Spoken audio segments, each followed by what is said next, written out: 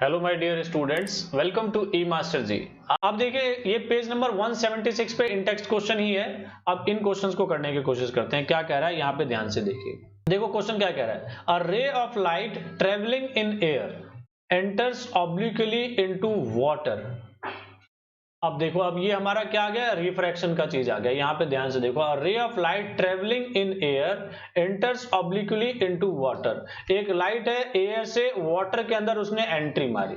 Does the light ray bend towards the normal और away from the normal? Why? अब यहाँ पे light की बेंडिंग की बात आ रही है, तो इसके लिए हमें लाइट की बेंडिंग का कॉन्सेप्ट हमें जानना पड़ेगा। तो उसके लिए मैंने आपको बेंडिंग ऑफ लाइट मैंने समझाया है बहुत अच्छे से। वो यहाँ पे देखिए, बेंडिंग ऑफ लाइट पे चलते हैं। मैंने आपको बताया था बेंडिंग ऑफ लाइट के बारे में, ये ध्यान से देखिएगा कि ये रेयरर मीडियम है, डेंसर मीडियम।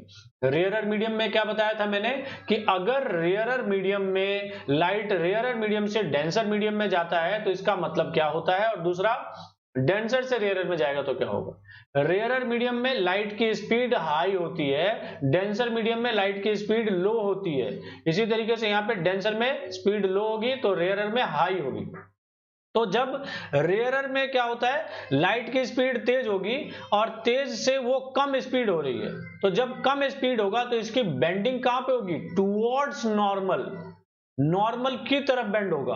और जबकि ये डेंसर से रेयरर की तरफ जाएगा तो ये अवे फ्रॉम नॉर्मल बेंड होगा। ये बात को समझना, और ये कॉन्सेप्ट मैंने बताया हुआ है पीछे, तो इसको पढ़ लेना जाके वहां पे।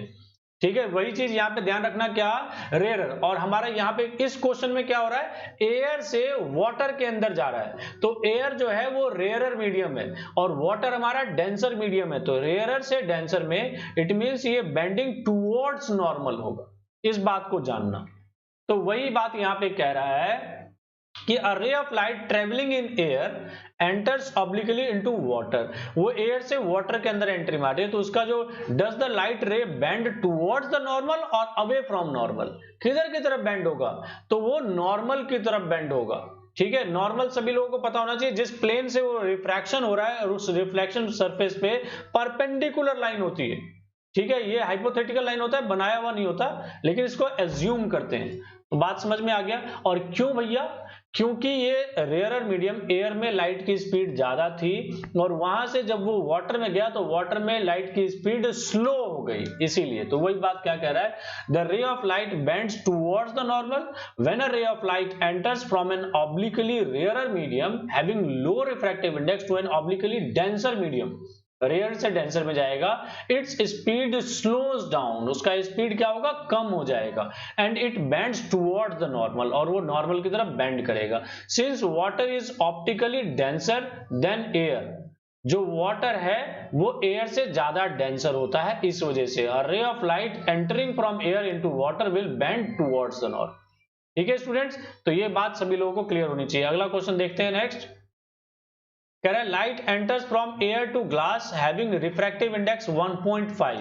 अब देखिए, enter from air to glass, अब एयर से ग्लास में गया, उसका रिफ्रैक्टिव इंडेक्स 1.5 है। What is the speed of light in the glass? तो ग्लास में लाइट की स्पीड क्या होगी? अब लाइट का, यहाँ पे लाइट का स्पीड दिया हुआ है वैक्यूम में, तो हमें देखिए सी दे रखा है 3 × 10⁸ मीटर पर सेकेंड।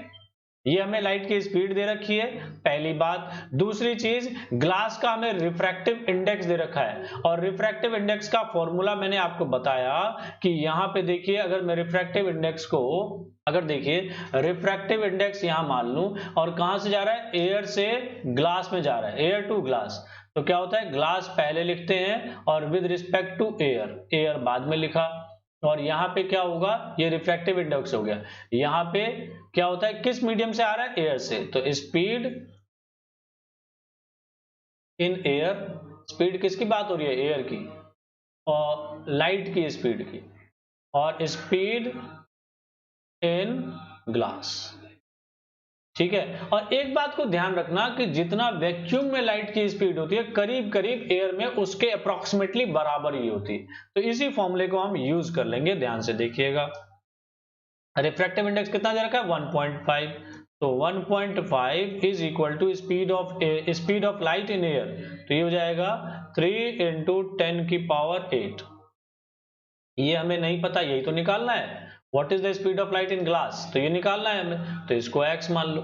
अब इसको क्रॉस मल्टीप्लाई करेंगे तो ये क्या हो जाएगा, x is equal to 3 into 10 की पावर 8 अपॉन में 1.5।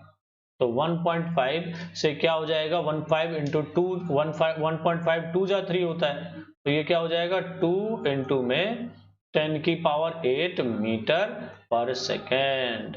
ये हमारा आ जाएगा speed of light in glass. ठीक है स्टूडेंट्स, तो यही हमारा यहाँ पे है। तो बस मेन बात है, जो कॉन्सेप्ट हमने पढ़े हुए हैं अगर वो कॉन्सेप्ट हमें पता है तो हम कैसे भी क्वेश्चन को कर सकते हैं। ओके स्टूडेंट्स, चलिए आगे बढ़ते हैं। अब देखिए 10.3, तो यहाँ टेबल मैंने ले आया हूं। 10.3 क्या कह रहा है क्वेश्चन में, find out from table 10.3 the medium having highest optical density. अब हाईएस्ट ऑप्टिकल डेंसिटी मतलब क्या हो गया कि उसका रिफ्रैक्टिव इंडेक्स सबसे ज्यादा होगा। ये बात को ध्यान रखना कि डेंसिटी यहां लिख दूं मैं आपको, density is directly proportional to refractive index।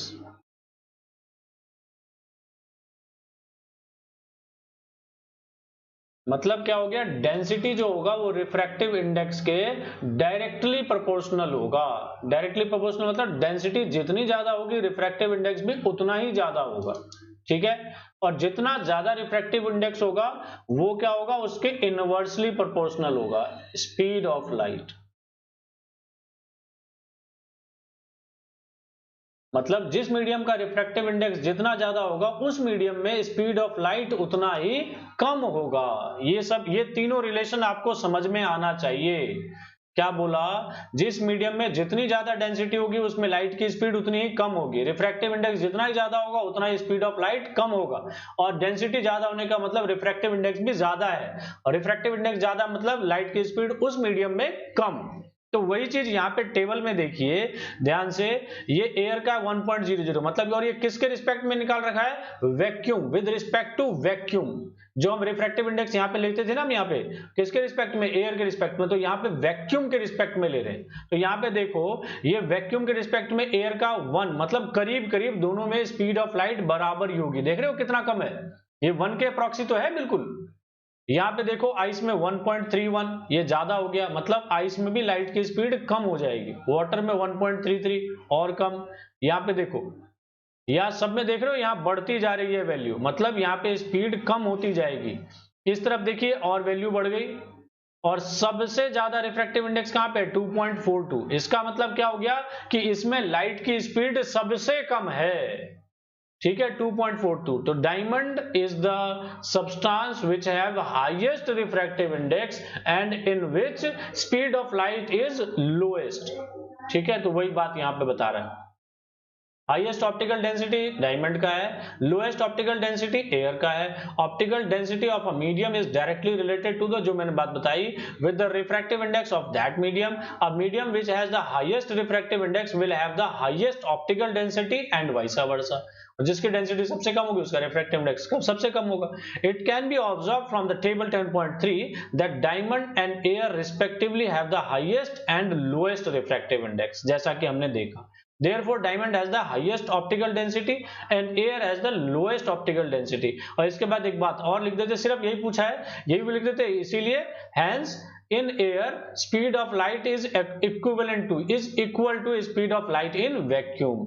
और यहाँ पे speed of light in diamond is lowest, सबसे कम यहाँ पे होगा। ठीक है, तो ये बात आपको इससे इंटरप्रेट करते हैं। अब देखिए इसी टेबल का हमारा यूज इस क्वेश्चन में होगा। कह रहे हैं you are given kerosene, turpentine and water, ये भी टर्पेंटाइन ऑयल होता है, and water, in which of these does the light travel fastest. कह रहा है इन तीनों में से सबसे तेज लाइट किस में ट्रेवल करेगा। सबसे लाइट तेज ट्रेवल करने का मतलब लाइट सबसे तेज मतलब रिफ्रैक्टिव इंडेक्स सबसे कम। तो यहाँ पे देखो पहले तीनों का रिफ्रैक्टिव इंडेक्स हम लिख लेते हैं। तो यहाँ पे देखिए कैरोसिन का refractive index, where is kerosene, here, इसका है 1.44, टर्पेंटाइन का 1.47 एंड वाटर का 1.33। और मैंने क्या बताया था आपको कि रिफ्रैक्टिव इंडेक्स, ध्यान से देखिए,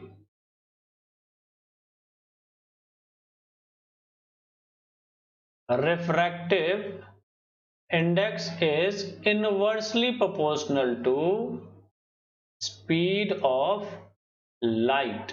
मतलब जिसका रिफ्रैक्टिव इंडेक्स जितना ज्यादा होगा उसमें लाइट की स्पीड उतनी ही कम होगी।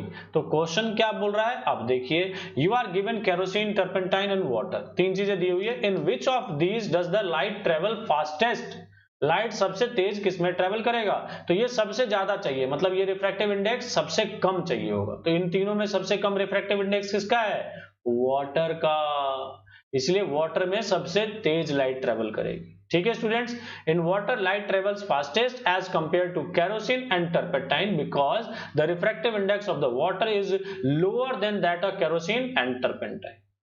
या फिर ये कहें इन तीनों में सबसे लोएस्ट है। The speed of light is inversely proportional to the refractive index, जैसा मैंने आपको बताया है। ठीक है स्टूडेंट्स, आई होप आपको ये बात भी क्लियर हो गई होगी। यहाँ पे आपको मैं एक बार और लिख दूं इसको, जैसे कि आपको बाद में भी काम आएगा। ये refractive index is inversely proportional to speed of light। Okay, तो ये बात समझ लें। चलिए आगे बढ़ते हैं नेक्स्ट क्वेश्चन पे। अब कह रहा है the refractive index of diamond is 2.42। Diamond का रिफ्रैक्टिव इंडेक्स 2.42 है। What is the meaning of this statement, इसका क्या मतलब है, तो इसका सीधा सा मतलब है कि इसमें डेंसिटी सबसे ज्यादा है और इसमें स्पीड सबसे कम है।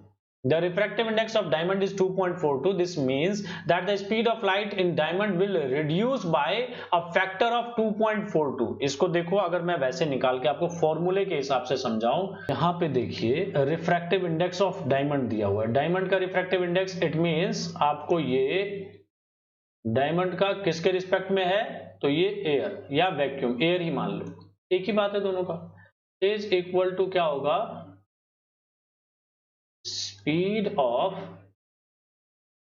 light in air अपॉन में speed of light in diamond। ठीक है, यही होगा ना। अब यहां पे देखिएगा ध्यान से, इससे क्या मिलता है मेरे को, और ये रिफ्रैक्टिव इंडेक्स दे रखा है मेरे को, कितना दिया हुआ है ये 2.42।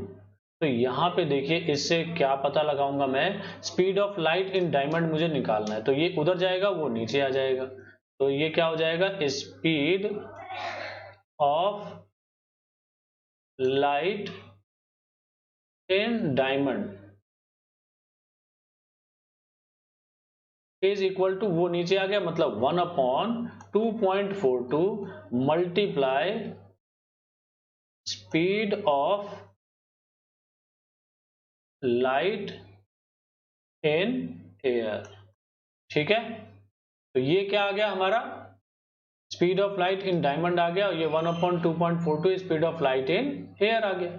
ठीक है स्टूडेंट्स, तो इस तरीके से ये क्या पता चला मेरे को कि लाइट की स्पीड, ये जो हमारा रिफ्रैक्टिव इंडेक्स जो है, ये क्या फैक्टर बन गया, ये इतना टाइम्स हमारा स्पीड ऑफ लाइट, एयर में जो लाइट की स्पीड थी उससे कम हो जाएगा, क्योंकि ये देखो डिवाइड कर रहे हैं ना, इससे समझ में आ रहा है। तो ये चीज हमारा इंटरप्रेट, तो वही क्या कह रहा है यहाँ पे, देखो ध्यान से, The refractive index of diamond is 2.42. This means that the speed of light in diamond will reduce by a factor of 2.42 as compared to its speed in air.